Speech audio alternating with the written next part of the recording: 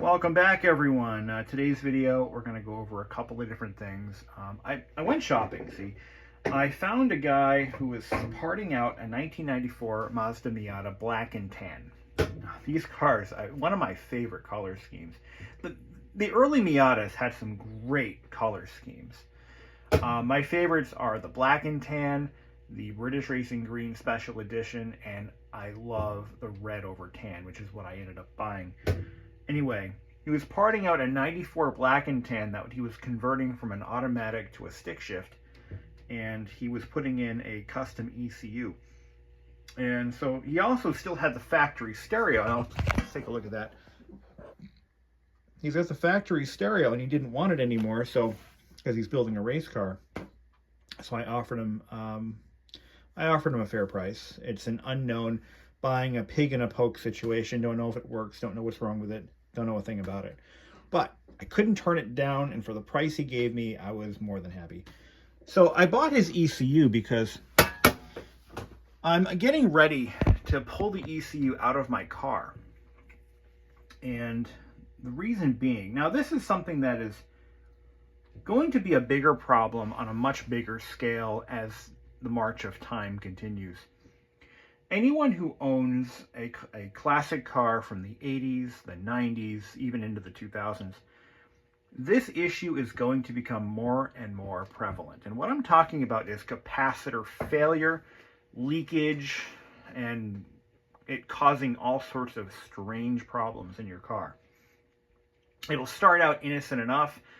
You might notice that the engine doesn't run right.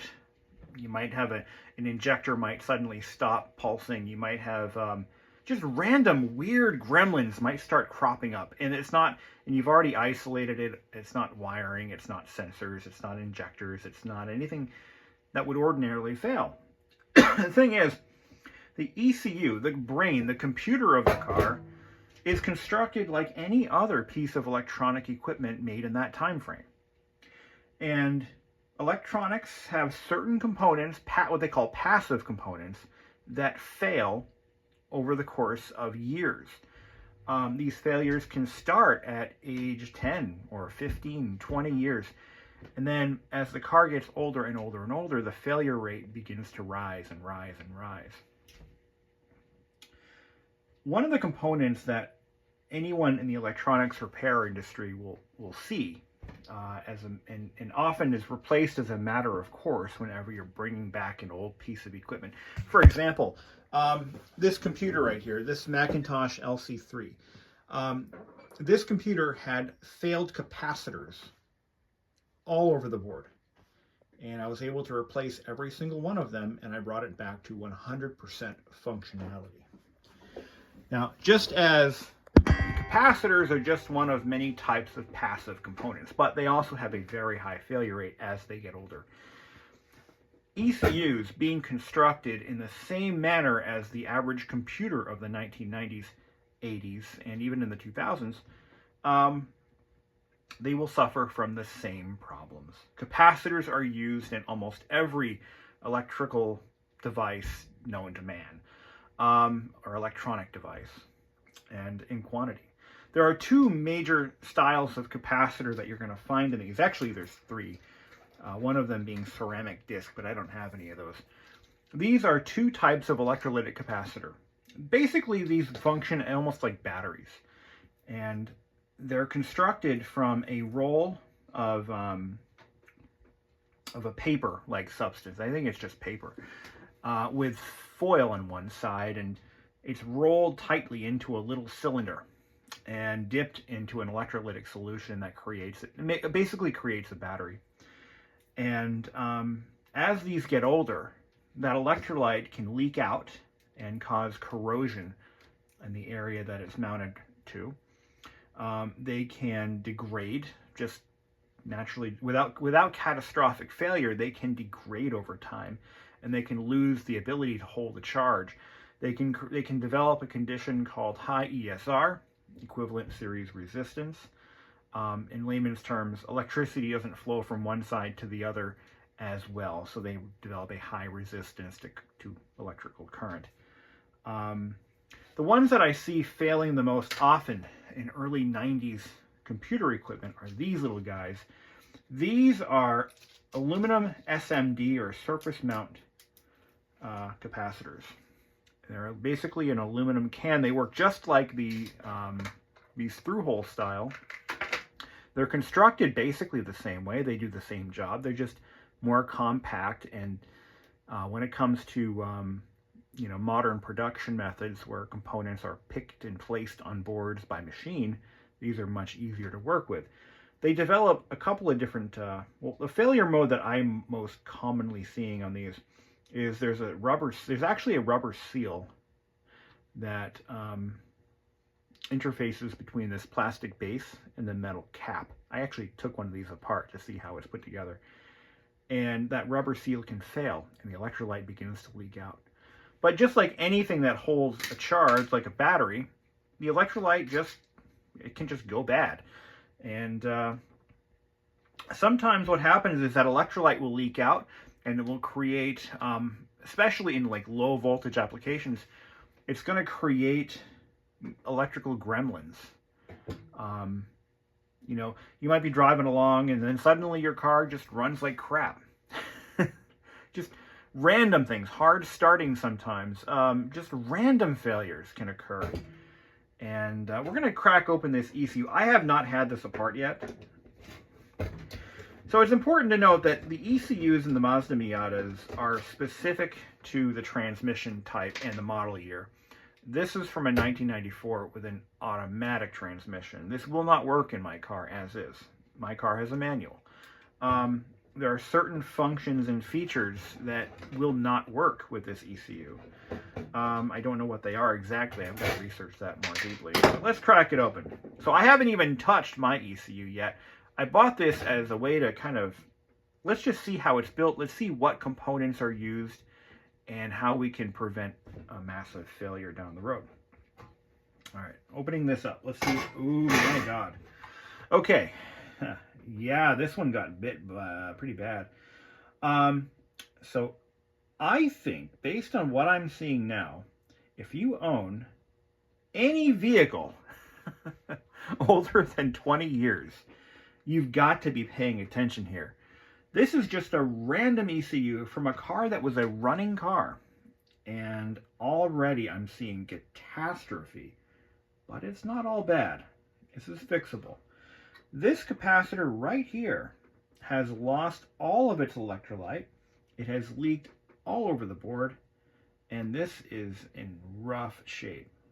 A lot of corrosion here.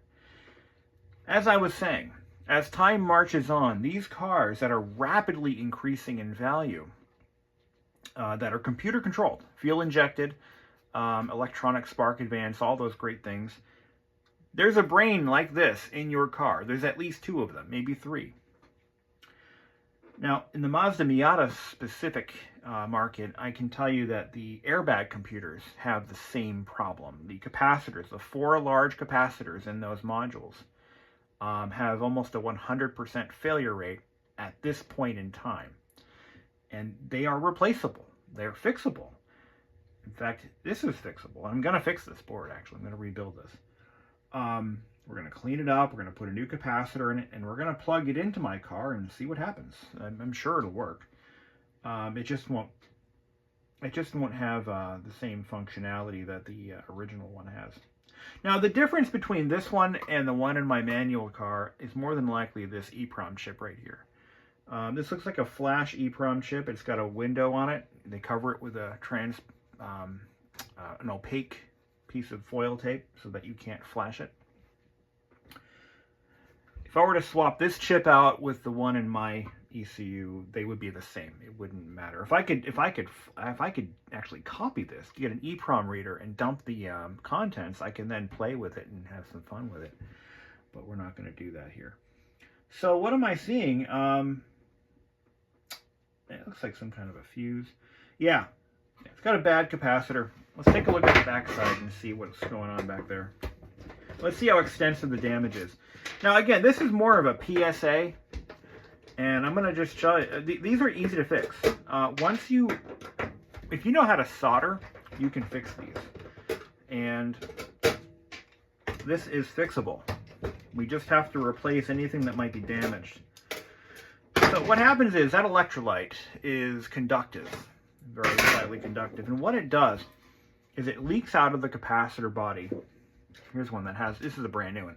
It leaks out of the body and it starts to ooze out all over everything around it. And what can happen is it can be conductive enough to cause random misfires, random issues that can be very difficult to nail down if you're not aware of this problem. Again, misfiring, it could be timing it's not timing right. The car might not start. It might not. It just, the issues that can be caused by cap failure, depending on the failure mode. If it's a leak, you got two problems going on. The capacitor is losing its ability to be a capacitor. It's losing its capacitance. But it's also shorting out everything around it. And the short circuits aren't necessarily hard shorts that can cause, you know, smoke and flames. But they are subtle, and that they can just cause random glitching. So this, as I understand it, this board may actually work as is. But we're going to probably replace, I think this is a choke. And see if there's any markings on it that I can identify. Yeah, there are. We're going to replace both of these. They look like they might have been hit pretty hard. We're going to replace them both. We're going to replace the capacitor. Yeah, let's do that. F002, that could be a fuse. So that could be blown. I might have to test that somehow. No, it's cracked. It is cracked. F003, F002. 2235D. Okay, I'll have to figure out what components these are, and I'll have to buy some of those. This is your central processor right here. This is your EEPROM. Some of these are going to be memory. IC. Now these are OBD1 cars, so the ECU is a little bit less complicated than an OBD2. And what's interesting is they're not even sealed. There's no rubber gasket. There's no tape on here that says "do not touch." It's actually if you were to crack open the ECU of a modern car, if you take the car in your driveway right now, assuming it's within the past 20 years, you take the ECU out of it, and what's going to happen is you're going to break a vacuum seal. So modern cars, the ECUs are located under the hood and they're vacuum sealed, and there's no, you don't touch it unless you know what the fuck you're doing. These older cars, they were often mounted internal, like they're usually in the passenger compartment. Sometimes they're mounted on the floor. So when your car gets into a small minor flood, out goes the ECU. The reason it's important though to learn how to fix these is that every ECU made is going to have the same problem. These are cars that are pushing 30 years of age or more. And these are no longer in production. You cannot buy this anymore. You can't go to Mazda and say, I need an ECU for a 94 Miata. You can't do it. Your only hope is to go to a junkyard. Or in the case of the Mazda Miata, there are folks who just do Miatas, or I'm sorry, scrap yards that just have Miatas. That's all they do. And they're going to sell you another ECU just like this. And that ECU is going to have the same problem. So don't kid yourself. Don't go spending $100, $200, $300, $400 on another ECU that's going to have the same problem. That's often what people do, and then they get frustrated and then they scrap the car. No, don't do that. This is fixable. There is one other option though. And that's what the gentleman who sold this to me is doing. He's converting his to a manual, and he's installing an aftermarket ECU. Those are an option. They're also very expensive. But I'm seeing a lot of damage here. Doesn't look like the tracers are eaten up, but we'll know that as we dig deeper. So let's dig deeper. So there is no harm in me fixing this and throwing it in my car just to verify that it works. But once I do that, I'm going to take mine out, and we're going to, I'm not doing that I'm not touching my car until the spring. So all the stuff that I've got kind of lined up for my car in terms of getting it ready for next year, that's not going to happen until spring.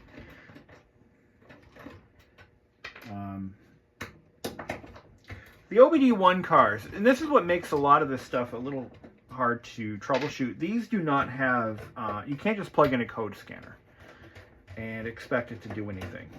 There's no port to plug it into. There is an onboard system that does basic level diagnostics, but it's not very fancy, not very elaborate. It involves actual like hard failures. Like you have to have a hard failure for it to really find anything of use. We're talking catastrophic, like EGR valve open circuited or injector missing for it to come up with a trouble code, or the oxygen sensor is so far out of whack that it's just, yeah. All right, so what I'm gonna do, it looks like somebody tried to clean this up, and yeah, I'm a little concerned. I believe these, see, F usually means fuse, but it's got 3 different, 1, 2, 3, 4, 5 different points of contact. 2, 2, 3, 5. I'm going to try to find these. Now the capacitor itself, now this thing is shot. I mean, it is gone. It's even starting to dome a little bit on the top. We're going to replace all 3 of these. And at 35 volt, 33 microfarad. What do I got? 35 volt, 10, 50 volt, 50 volt. I don't have anything to replace it with. This one here, that's definitely bad. It's a 4763 volt. I don't have any of those either, so we're going to have to go shopping. You can buy these capacitors. You've got to get the automotive versions. They're designed for high heat. And you got to make sure, you got to make sure you're buying automotive style. But this ECU is certainly rough. Now, I've got a problem with my car that I don't really know. I don't know what it is. You know what? I think if we weren't going out tonight, I would just go grab it out of my car. I would just pull it out. But we're going to dinner tonight, so I can't get too involved in a project like this right now. But it's all black. That black is corrosion. And it looks like these 2 fuses might be affected. I'm going to have to look at, I've never seen these before, actually. I've never actually seen these. But these, yeah, that looks like it's going, so pin, it's going to pin D. And that's probably a power pin. It is, yeah. The heavier, so you look at these pins, okay, the very thick ones, those are carrying power, like 12 volts perhaps, some amperage. The rest appear to be signals. And I'll have to look at what the pinout is on this to see exactly where these go to determine where the problems might end up being. But yeah, definitely scary, but all fixable. So let's say these tracers are burnt through. We can just reroute them. Scrape some of this off here. It doesn't look so bad. Yeah, I just see that electrolyte just did a number on it. Now, thankfully, the ECU, I believe, is positioned this way. If it were positioned this way, you would have a lot more collateral damage down this route. So, this isn't so bad. Okay. All right. Well, that's another project. We'll have to look at that for a future video. I'm going to replace at least these 2 fuses, maybe this one at least. If I can determine, I think it's just a fuse, but it looks like it's got, you know, it looks like it's got a capacitor on it. It's got a little ceramic capacitor and a fuse, which is very interesting. I've never seen these before. Oh, it's only got 3 points of contact. So you've got a capacitor, you've got a common, and there's some kind of fuse there. But it is cracked, and that makes me nervous. So Okay, all right, well we'll look at that for a future project. I'll put all my screws in the bag. Let's take a look at this radio that I found. Even as a parts radio, the price I paid is totally worth it, even if it turns out to be complete junk. I'm running out of CD players for the Pioneer Bodysonic stereos, and this is going to hopefully help me in that endeavor. So let's plug her in and see what's going to happen. There's already a tape stuck in it, which is what I expect. Totally normal. That's just how they are when I get them. But that's not a big deal. That's easy. That's easy pickings. Not an issue. So what happens is the transport mechanism is driven by 3 belts, and if any one of those 3 belts goes bad, it no longer functions. So it's just the way it is. Oh, in addition to all that cool stuff, I also got, I've never had one of these before, I got a Bodysonic plug. These are for the Bodysonic transducers. Now what this is going to do is it's going to allow me to test the transducers, and I'm going to probably hook up some sacrificial speakers to these. Very simple, 4 connections, left and right, positive and negative. So I will be able to actually test the Bodysonic amps. I've had no way of doing that easily, and they don't seem to go bad, but now I can at least verify that. So let's power this up. Check amp draw first. What do we got? We got a clock. Of course, the lighting is out. Now the buttons on this one are really worn out, which is typical, but there's some good ones. But these are worn. This car must have had some miles on it.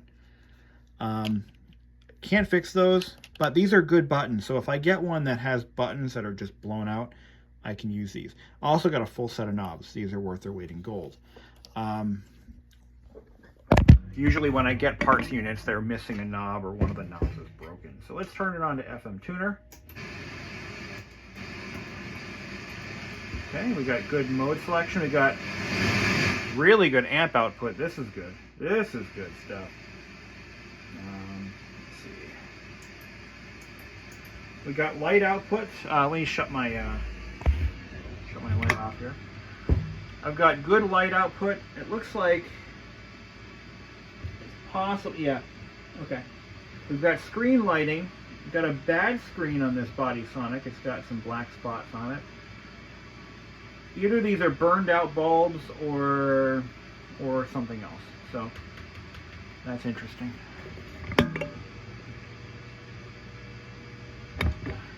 All right. Let me what the hell? Let's try a CD.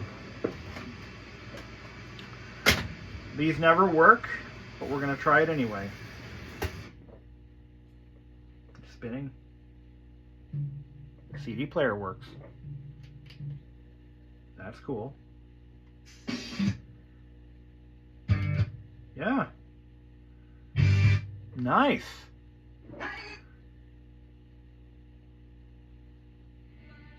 Okay. All right. This is already worth what I paid for it. It's got a good CD player. Amplifier sounds good. I do not know if I've had one other amplifier come in with bad lighting going to the Bodysonic control panel, but it's possible that the lamps could be burned out. So it could go either way with this one. Either way, it sounds okay. I'm gonna crank it up for a bit. Hold on a second. And there they are. It is an EMI filter. 12-22. Now mine don't say that, but that's what it is. It's a 12-volt EMI filter. With a varistor, apparently. So, yeah. I'm not buying them from AliExpress. I will find a legitimate reseller, but that's what it is. So, they are available, and I will be replacing probably both of these because they're so close to each other. And we got to clean up the tracks around it, make sure there's no breaks, check it for continuity. But yeah, that's why I bought this. So I'm going to fix this ECU. I'm going to test it in my car, and then I'm probably going to maybe resell it. And maybe do like an exchange program or something. I'm trying to find a way to make money off of these. Shouldn't be that hard. There's so many of them out there. There's more of these in the wild than there are of these. So every car's got an ECU, but not every car has a radio. All right, I think what we're going to do here is we're going to just go ahead and pull the ECU out. And at least I can show you folks how to do it. It's winter time, so this car is going to be parked for the foreseeable future. So, and one of these days, sugar, I don't want that in my car. That'll attract ants. Okay. I've got a new cigarette lighter for it too. That's coming. Someday I'll have that done. And we got to pull the stereo out, but that's going to happen, you know, again in warmer weather. So let's kind of go over what this all requires. So we're going to just dunk the front seat as far forward as we can. And we've got the battery disconnected. That's kind of a prerequisite. I think it goes without saying that it has to be done. And what we'll do, ECU's right there. That's it. It's easy to get to. So this carpet, we've got to undo these clips. Now, if your car is as old as mine, and it probably is that or older, you've got to worry about breaking those clips. They're probably going to break. They're old. So what you want to do is get yourself a couple of spares. I actually ordered a full set of them from Miatas, so I don't have to worry about breaking one or two because I have extras. So you might want to be prepared for that. And always use a clip removal tool. This provides even pressure around the entire clip. We may need to buy more. And we're going to stick this under the carpet and just kind of find that clip. There we go. All right. It didn't break. Do it again here. Sorry about the lighting, guys. I don't have a well-lit garage. That one's got a few broken pieces on it, but that's okay. Oh, we got more. Got to pull the carpet forward. So I'm going to remove these two clips here. There's one there, and I'm going to pull the carpet forward. There's our ECU. Colt 10 millimeter. We'll just unplug the harness here. Oops, you need to do that. There we go. 1 and 2. There we go. Okay. ECU's out. Look at how clean this car is. Oh my Lord. No rust, no water. Now, some of these cars might have water damage in this region. It's pretty common, especially if your rain rail's bad. In that case, your ECU might be toast. Hopefully not. Not for your case. Let's loosen these guys up. This one's a little hard to get to. Now, I'll unloosen those. We'll take it out. Important thing to note. If you're just looking to inspect your ECU, you don't need to remove it. Just loosen these 4 screws, take the cover off, and look in this region here. So if you're not in the mood to take the whole thing out, that's all you got to do. Again, anytime you touch anything in the ECU, make sure that your battery is disconnected. Got the ECU out. I want to make a note. This nut right here is a bitch to get to. Clearly, the correct procedure would be to remove this panel, because, or now you could do this, no one's going to notice, but you could just cut with a Dremel or some other tool. You could cut this away and cut this away here, and you could get on these with a socket if you really wanted to. Yeah, so that's it, man. Okay. I'm glad I did this. Wow. Okay, it was ready to go. Oh my. All right, let's take a look. Now, if you look carefully, you're going to see a few things. You're going to see this.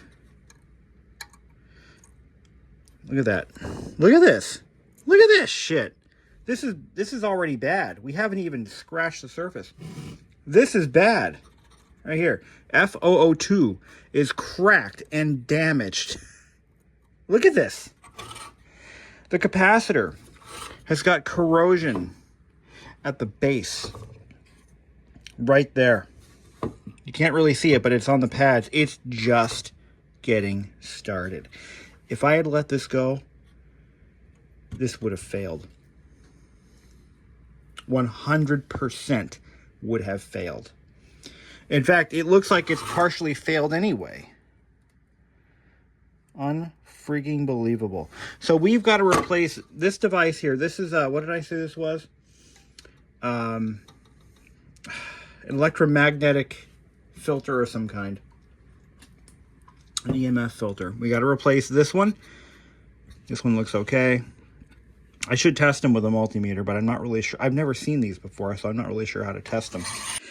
So what we need to do, we need to write down the caps and grab a pen.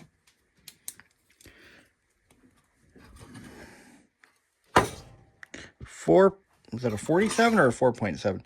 47 microfarad, 63 volts. One.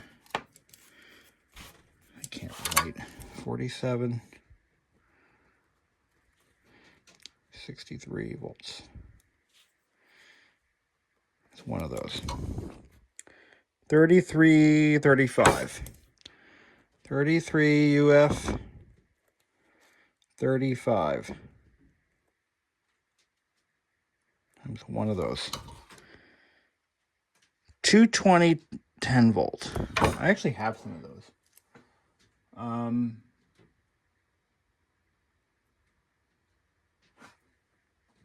do. 220.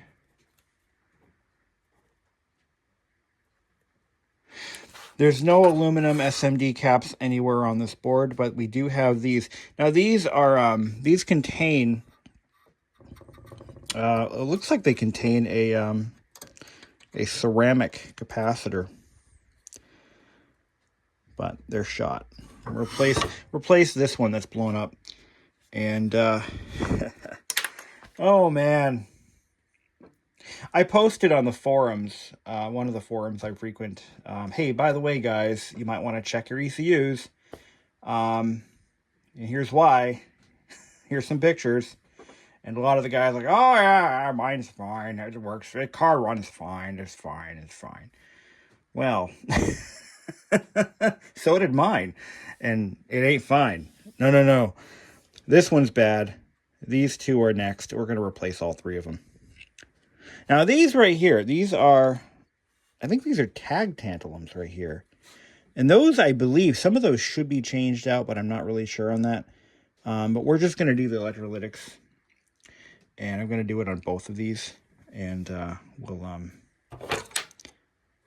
yeah, when you start to see discoloration around the pads, that's when you know you're in trouble.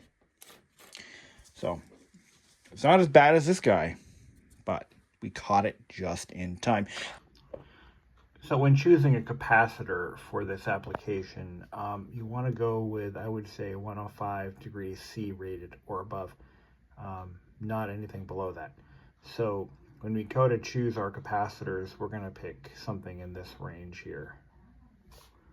The ECU placement in the Miata is behind the passenger seat, which is a very cool location relatively. It's on the opposite side of the exhaust. It doesn't get very hot over there. Should be fine. When ordering capacitors from websites like Mauser, and I would only buy these from a legitimate source like a Mauser or Digikey, not eBay.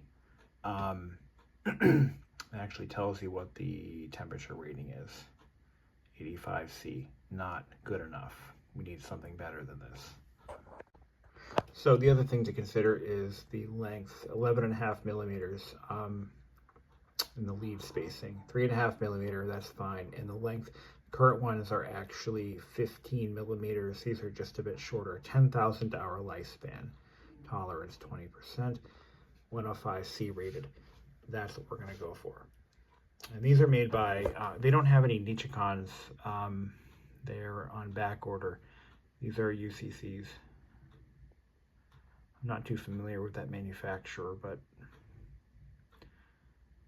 I'm going to just go for it. They are only 66 cents a piece. I'll just order a string of them at that price. So I've been asked a few times by a couple of folks if I'd be willing to take these ECU repairs in as I do with Miata stereos currently. And the short answer is yes. I will totally consider doing ECU repairs, but only for this problem. If you've got one that is either functioning or not, send it in. I will definitely look it over and make the necessary repairs. I will replace the 3 capacitors and any damaged EMI filters that I find. There's 2 that could be damaged, usually only 1. If there's any tracers that are burned through, I will reroute those by using a jumper wire or a rework wire. Basically, it's an enameled, a very thin enameled wire. And that's how you repair burned through or damaged tracers. So yeah, I will offer this service. I'm not accepting any customers until I repair the 2 that I've got and make sure they actually work. And after that, I will certainly open up to doing a mail-in. It won't be an exchange. It'll be, I will fix the one you send me. And if it turns out to be beyond repair, I will let you know, and then you'll have to determine what your next move is going to be. Either find another ECU or send it to an ECU exchange company that actually has these in stock. This is going to become a very common problem with these cars, and not just Miatas, but every make, every model. I'm not trying to be an alarmist or to scare people, but cars from this time period, they have a lot of electronics, and we're seeing those components break down as of now. You know, cars from the 1950s and 60s and earlier, they have their issues, and it's usually body damage, rot, rust, those sorts of things, and engine components that are no longer available. But cars from the modern age, it's electronics that's going to be the Achilles heel here. Now, Miatas are what I focus on because that's what I've got, that's what I'm familiar with. But I would even consider making repairs to non-Mazda ECUs from other manufacturers if it's just this problem. Again, I don't have the testing rigs. I don't have the... see, an ECU repair shop would have a few things at their disposal. Number one, a large inventory of passive components and EEPROM chips and all that other cool stuff. But they also have wiring harnesses from every major make and model of vehicle with the ability to rig up a simulated engine. And they can test these ECUs before they ship them back. I cannot do that. So the terms of my program will be this. You send me the ECU, I make the repairs that I can visually see and test with the equipment I do have, and you get it back. My price would include return shipping just as it does with the Miata stereos. The only issue is if it doesn't work, there's not much else I can do for you. It's basically you're just going to pay me to do this, and that's it. I mean, and at that point, whether it works or not is beyond the scope of what I can do. The benefit of this is if you're not comfortable soldering on your own ECU, and I'm going to be making videos showing how to do this job yourself. If that's not enough and you still don't feel comfortable doing it and you don't know anyone who can, that will be an option for you.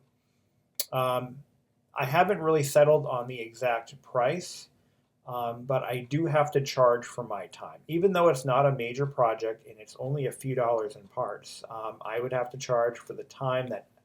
Here's a couple of things. I have to pay taxes. I have to pay income tax on every penny I make. I file, this is a small business. This is legitimate. This is not under the table stuff. So the money that I receive for every job I do, I get taxed on. Plus the time it takes me to bring it to the post office, do the work, do the evaluation, buy the parts, stock the parts, buy the equipment, plus my time. It won't be $10. It's going to be about $100 for it to be worthwhile for me to do. Which is why I'm making these videos, and which is why I want to make sure that everyone has what they need to do this repair before it takes out the ECU and before we end up with a national shortage of Miata ECUs or whatever car you happen to drive. So again, in the video, we looked at what you can do as a first line of defense. Take a look at your ECU currently. Pull the cover off. See what it looks like. Now, cars that are from a newer generation, and depending on the make and model, the ECUs are sealed. They are vacuum sealed from the factory, and you can't just take the cover off. You can, but you're going to break the seal. And these ECUs are most likely placed under the hood. In earlier cars, the ECUs are almost always inside the cabin, either in the center console, in the dash, under the seat. In the Miata, it's behind the passenger seat. So the thinking was at the time that, well, it's going to be in the interior of the car, so we can just leave it open to the air. There's nothing sealing that cover at all. And there's a reason for it. I didn't talk about this, but there is an atmospheric pressure sensor, basically like an altimeter, if you will, built into these ECUs. It's a little module. It's actually it looks like a brick apartment building sitting on the edge of the board. That is an atmospheric pressure sensor. And what that does is as you climb into higher altitudes, it will automatically compensate for the thinner air by adjusting the air-fuel mixture. Now, you don't want to seal your ECU. If it's not sealed already, don't seal it, because that will ruin the function of that sensor, because so air is allowed to freely flow in and out of that unit. But as I was saying, I'm not suggesting that if your ECU is under the hood, if it's on a newer model, I'm not suggesting you take the cover off, break the seal, which you cannot reseal correctly, and let's not go down that route. But for the sake of this video, for the sake of this project, let's focus on the NAs and maybe even the NB Miatas, and then we'll go from there. So I hope this video has been helpful and informative, and if it's of any help, I just saw a post from a gentleman who's got a 300,000-mile Miata with a destroyed ECU. He showed me the pictures of it. It's really bad.